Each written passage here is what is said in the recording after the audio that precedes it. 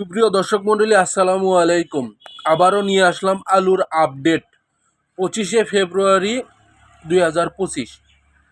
আপনারা দেখতে পাচ্ছেন এইগুলা সব রুমানা এবং লাল পাকড়ি আলু।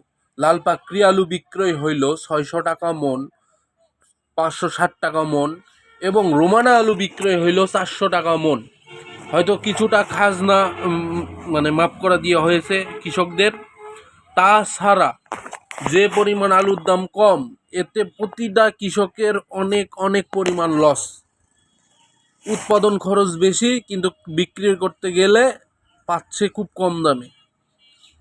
15 টাকা কেজি বিক্রয় করতে হচ্ছে, আর বীজ কিনতে হয়েছে 90-100 টাকা কেজি। খুবই লস। প্রতিটা কৃষক লসের সম্মুখীন হচ্ছে।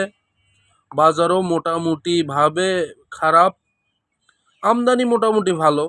এখন সব পাকড়ি, লাল পাকড়ি, এবং কৃষকদের লস মানে প্রতিটা সেক্টরে লস। কৃষকদের লস মানে প্রতিটা ব্যবসায়ীর লস। কৃষকদের লস মানে পুরো একটা সেক্টরের লস।